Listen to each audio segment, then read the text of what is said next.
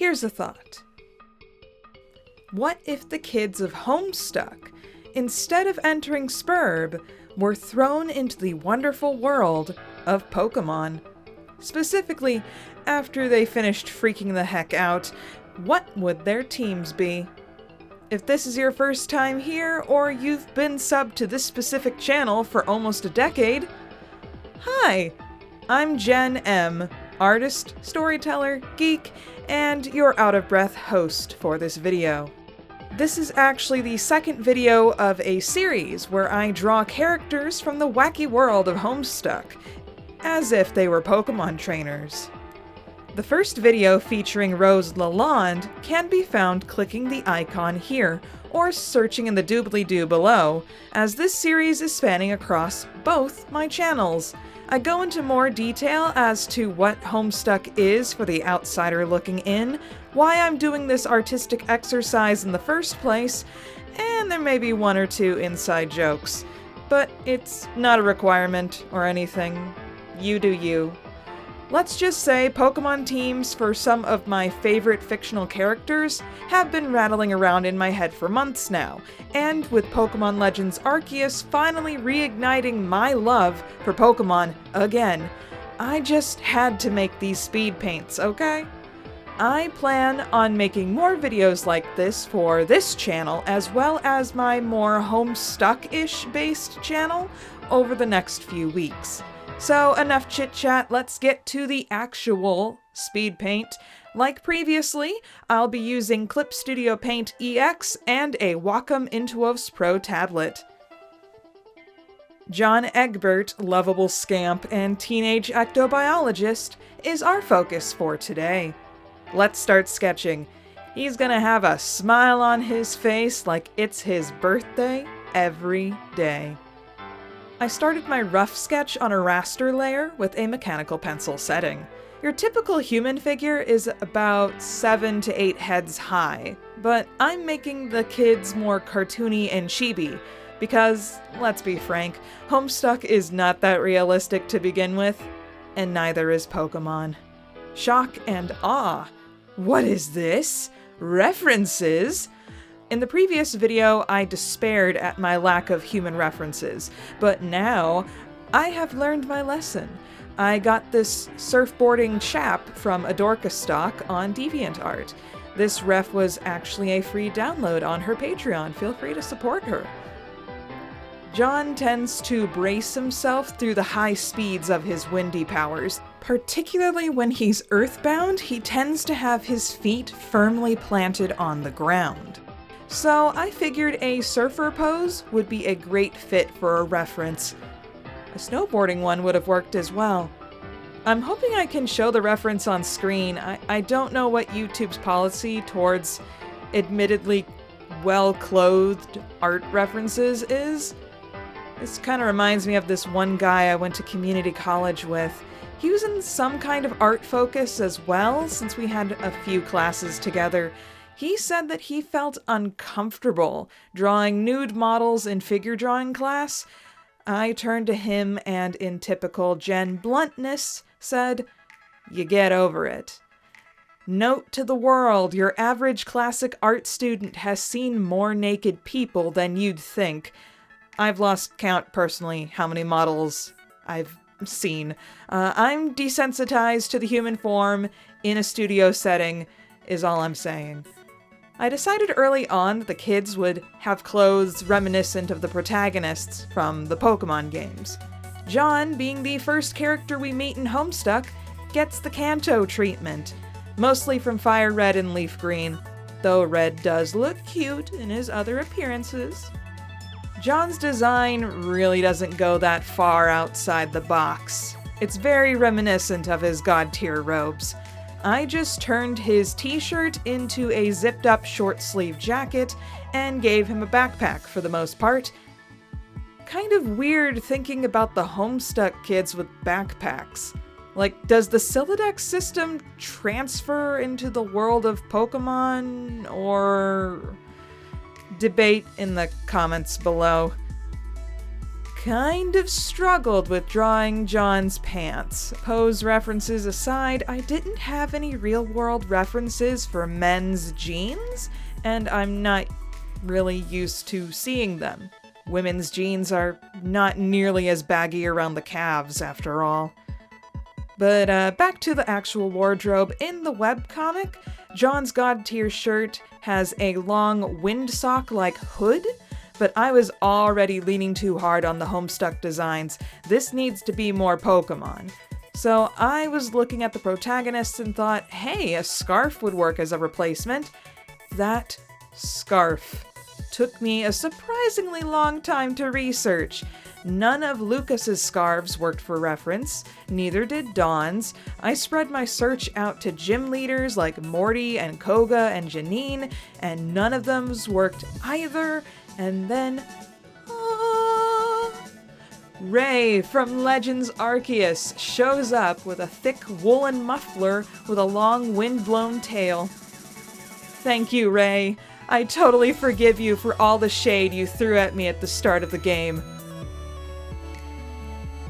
Human anatomy is already difficult for me, but on a tablet, it's on a new level. Though luckily this sub-window helps me a whole lot when I have to reference something, especially hands. I need to have my references like eye level with whatever I'm working on.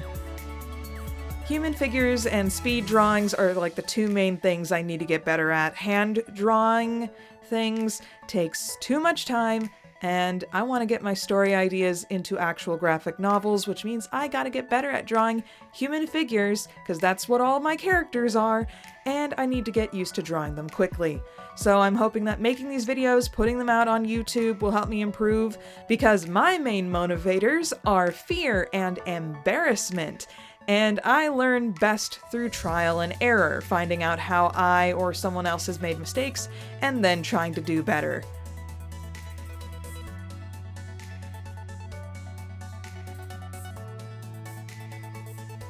Last few edits, and John's line art is done. Now for John's team.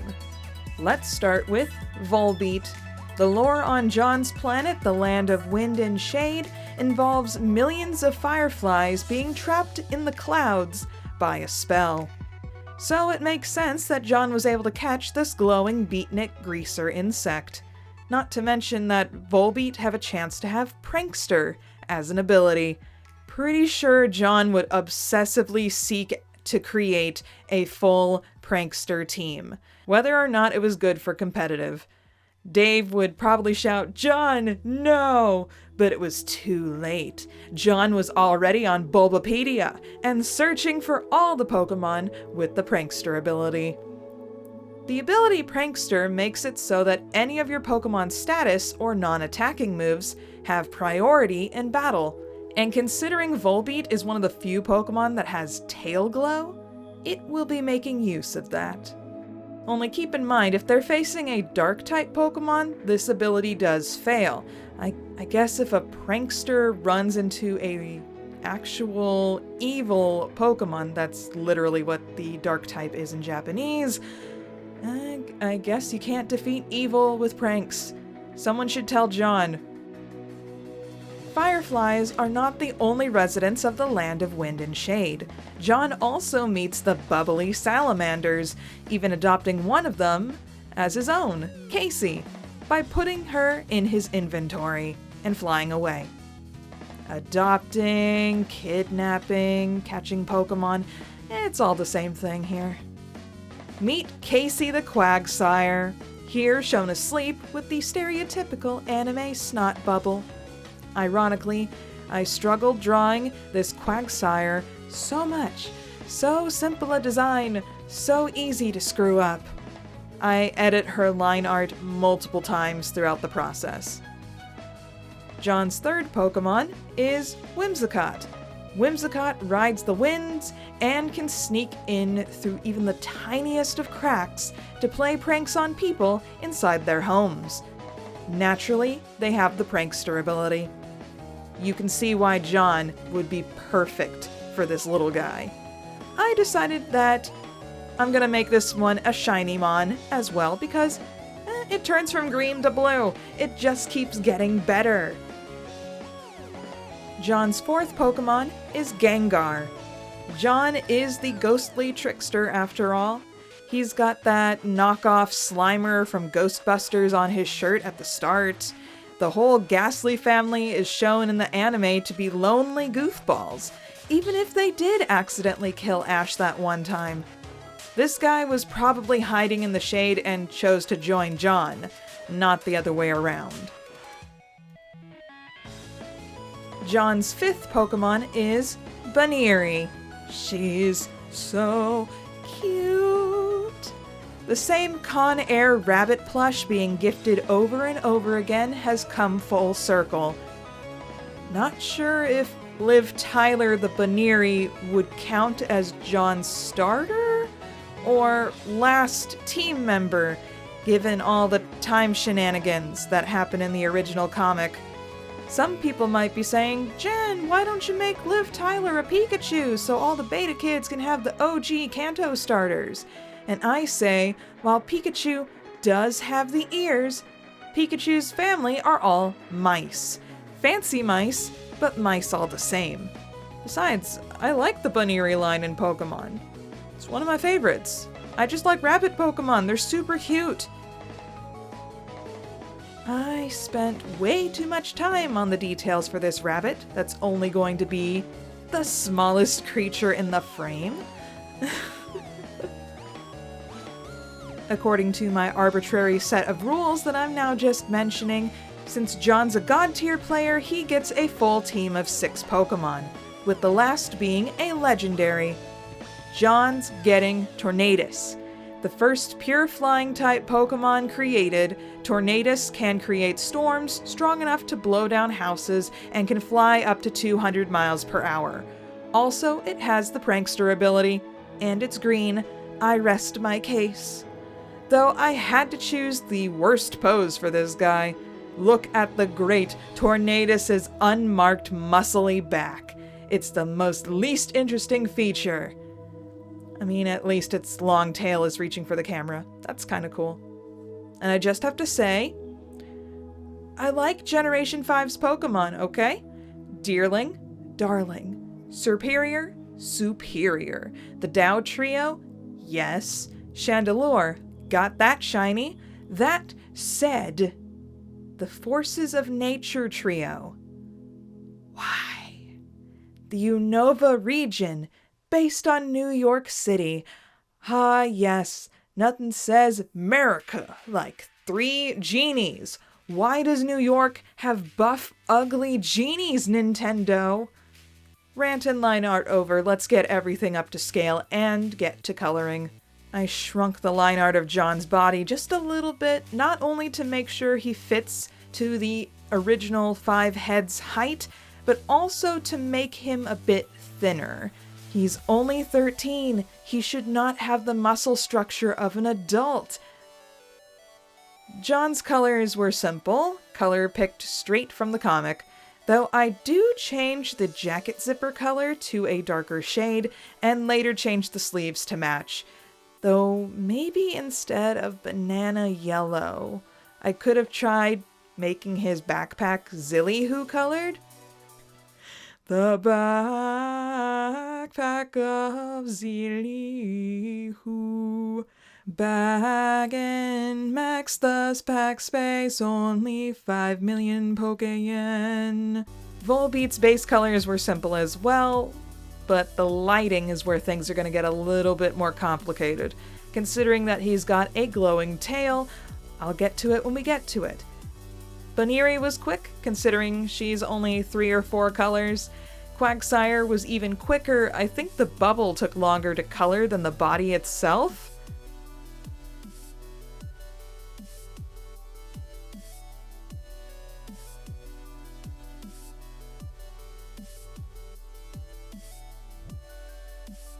Told you I'd make Whimsicott a shiny. Gengar has only 3 colors, so we Neum through him and head straight to Tornadus. He was a little difficult to color because I made the tail line art on a separate layer from the body for ease of editing. Could have put the 2 layers in one folder and made that a reference layer, but I like to make things harder for myself, so I just made a 3rd merged layer so I could select off of that. Filled colors, add the markings, and the team is looking good. Now for the shadows and highlights. Unlike the previous video in this series, I decided to take my shadows and highlights seriously. This meant actual light source location, picked the colors in advance, and both form and cast shadows will be present. After setting down the basic shadow shapes, I soften the shadows rolling over the various forms of the figure and leave the shadows cast by overlapping surfaces alone. Now John should look more 3-dimensional. Now for Volbeat. After I got the basic lighting figured out, I work on the secondary glow coming from his tail. I add a paler light along his back, his legs, and wings. I later blur it to make it blend more with the base colors. It's a weaker light compared to the source light, so I don't want it to compete. I make the shadows around Volbeat's face more intense off camera. He's got 2 light sources casting shadows on him after all. It's here with Baneri that I realized just how crazy Whimsicott will be later on when I form the shadows for him. So much fluffy fur. Oh my gosh. The highlights are pretty intense too, considering they had to be seen on Baneri's really pale fur, as well as the dark fur. Guess I could have made 2 layers, but... Since Quagsire was laying down, the shadows were pretty easy to place. I had to place plenty of large highlights though, to try to make her skin look glossy and smooth. This Whimsicott will be the death of us all. So many shadows and nooks and crannies. Look at the Pokemon home art for the shiny. Oh my gosh. I don't think there is a way to place the shadows on this Whimsicott that would not infuriate my perfectionism. But, at the very least, I got to use the special effect brush on him. Sparkle, sparkle.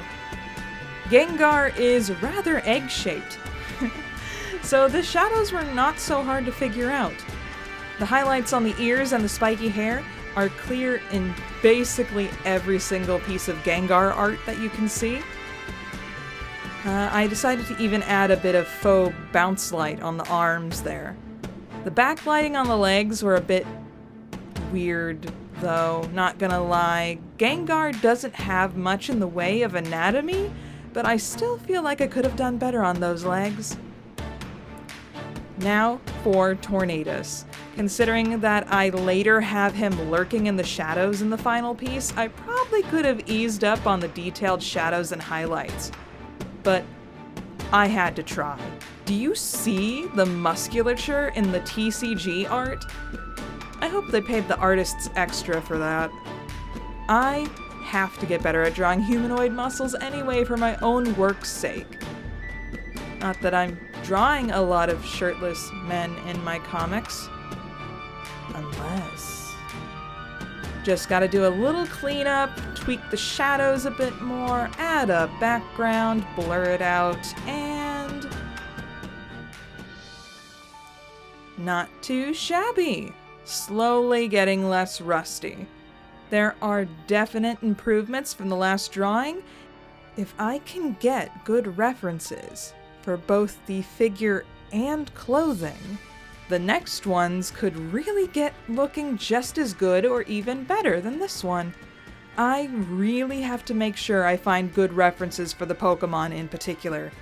Dave and Jade's teams are intense, design-wise. But back to the actual piece in front of me, I still really like this one, especially for what I was able to pull off when drawing Tornadus for the first time in my life. So what do you think? Both about the art and for John's team. What do you think the other Beta Kids teams are? What are the Trolls teams? What about the Alpha Kids? Are you surprised that Driftblim was not here?